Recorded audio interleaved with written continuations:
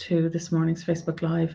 My name is Deborah Byrne from Deborah Byrne Psychology Services, known across social media as DBpsychology. I had to stop and think that a minute because I'm going live nearly every day in my own Facebook group, so I have to remember whether it's on my this page or whether it's in my Facebook group. So it's a sorry for that. It's a little bit difficult sometimes to remember where I am, which group I'm talking to. This week's blog was all about why we struggle to say no. And yes, I go into the reasons why we have conflict around saying no, but I also then went through details of how, tips that you can use to try and to learn to say no, because it's a new skill. It is a skill. Sometimes it's a new skill for somebody to say no, and sometimes it's a skill for somebody to even say yes to something.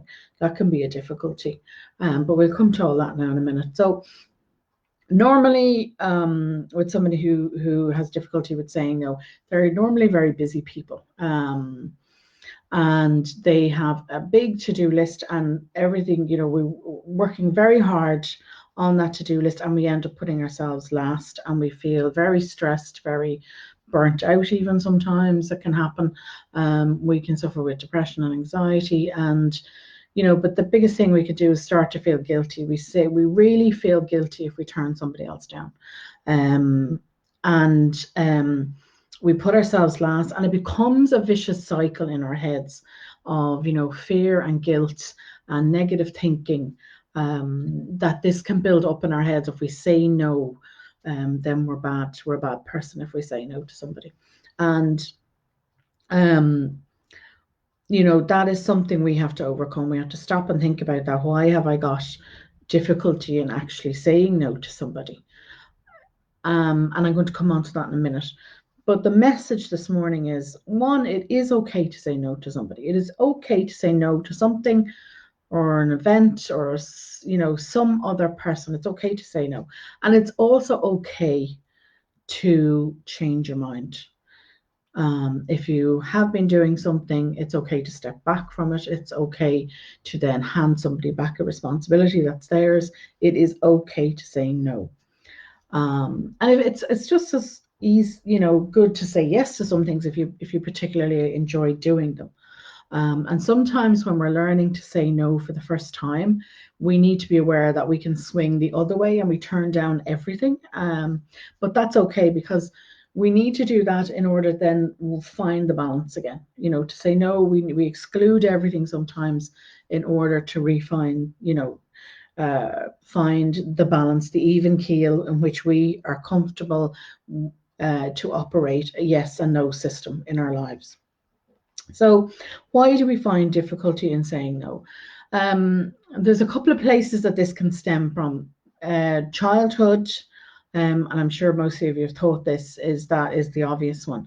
We got confused messages as children. This can be as simple as being praised for doing good things and being chastised for doing something wrong or not doing something for somebody. And that can be just simple, it can be simple. It doesn't have to be an abusive or neglectful situation. It just, the message for us got confused. And we picked up on this as children. Now, yes, if abuse and neglect happened in the home, we can pick up on that as well. And sometimes it can be the way our parents modeled not turning down things. It can be, they had the inability to say no. It could be a codependent relationship you witnessed, or, alcohol addictions of any kind in the home can there. And then it can be the more extreme with something like child sexual abuse, where if you said no, your no was not listened to. You didn't even have an opportunity to say no. It was just not possible for you to say no there.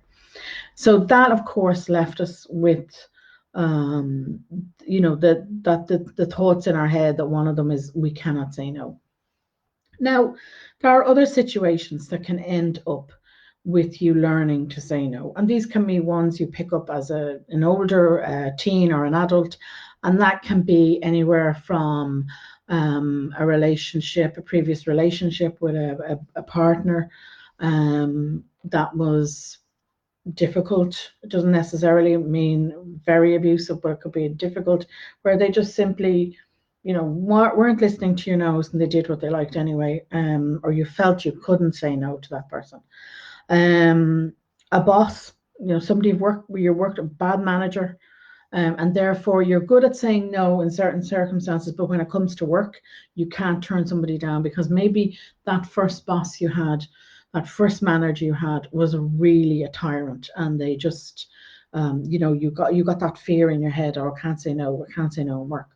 And it can be like that. It can be, that it's okay at home, but it's not okay in work, or you're good at saying no in work, but you're just not good at doing it with relatives, family, friends, partners at home. It's not that you have to, have struggle with no across the board. It can be specific to a specific, to a person or a situation. It can be specific like that. Sometimes then if we develop a mental health illness or, something like depression and anxiety, we then can struggle to say no. And I'm going to come on to those in a minute, why that happens. So when we develop any sort of mental health illness, we have a negative cycle going on in our heads anyway, and therefore then we can struggle to say no, or we've forgotten our wants, needs, and desires, and we struggle to say no. So those are kind of somewhere it can be attached to. These can be attached to. So then that leads us into a number of fears. So we have the fear of conflict. And I go into more detail about all of these in the blog, but we have a fear of conflict. We end up not wanting to disappoint other people. We can end up people pleasing. We need to fit in with our peers, and we all have that sense of needing to belong to a group. So we can have a fear of, wanting to fit in with our peers, therefore we can't say no to them. We can also end up with a feeling that others are more important than us, so therefore we couldn't possibly say no to them. We can then also have this idea that it's our job to make others happy. That can particularly come from childhood, but again, you could relate that to being in a, maybe a training you received if you in work, your early career in work could set you up to feeling, oh, I have to always keep the boss happy, or that could be a message from childhood as well. And as I said, particularly with mental health illness, we are unable to express our thoughts and our feelings. Now that can be for anybody as well. We just but it is kind of quite attached to mental health illness. But we just, we're unable to express our thoughts and our feelings. Therefore, this all then leads us out to being open to abuse by others.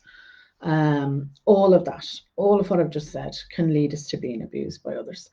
And yes, there will be people who will, and it's an innate ability in some people that they can pick up you're the easy target and you can't say no, or you get a reputation for always taking on things, for never turning things down, for always being there, for always being the doormat for others. So yes, there are people who will deliberately manipulate you, but for most part, people, they don't do it consciously. They don't consciously manipulate us. It becomes a pattern, the way they interact with you. And, you're the good girl or the good boy. You've always helped out. So therefore it becomes a cycle, and it's very difficult to break that cycle and retrain people, because that's what you're going to be doing. You're going to be retraining them and resetting your boundaries with these people.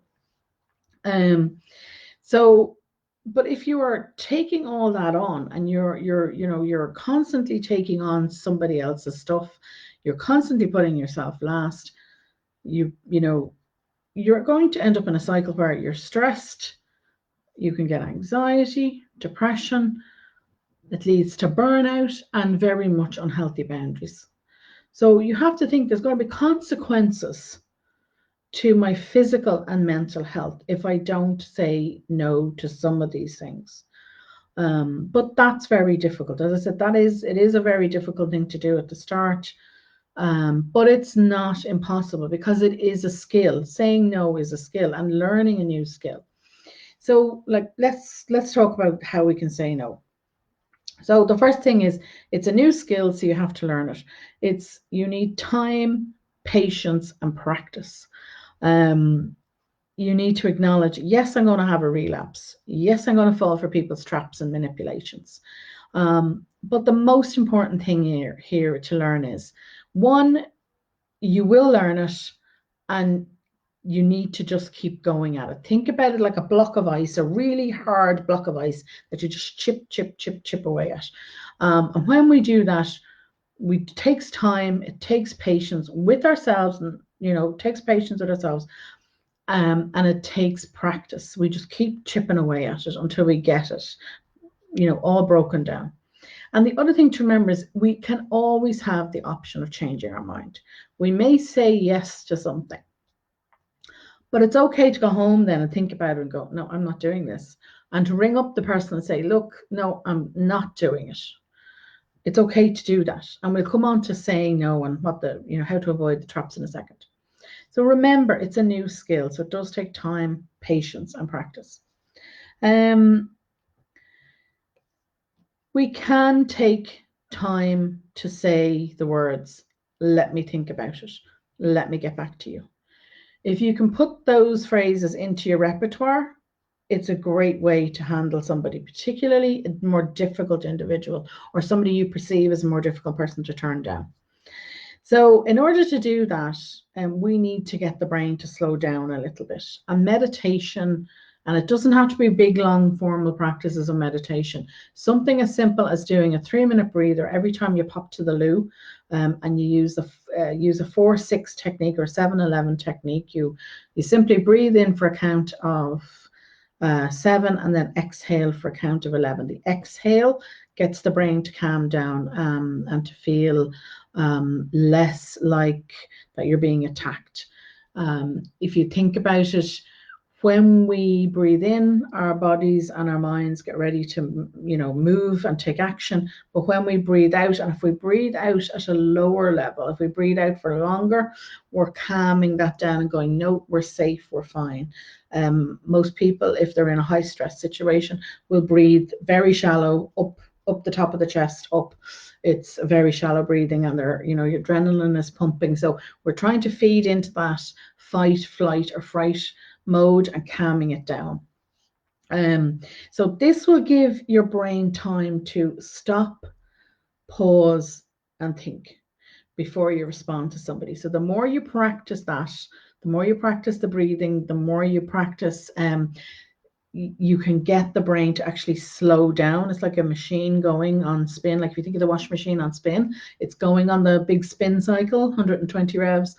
No, sorry, 1200 reps, isn't it? Big spin, big spin. You're trying to get that slow down, that it's actually slowing down to where, we're thinking, we're able to pause, we're able to stop and think. And then you can use your phrase, let me think about that. Let me get back to you. So, keep that phrase somewhere you can see it. Check back in with it every day. Keep reminding yourself. It's a new phrase, you're learning it. Keep it there where you can say it. So when we do say no to somebody, there's a few things you have to remember. One is you can say no. That's all you have to say. No is a full sentence and a full statement. We just say no. We don't need, and we are not required to explain to anybody why we're saying no to them. And the reason you need to keep in mind there is if you give somebody an explanation, they will then come back and start picking that explanation apart.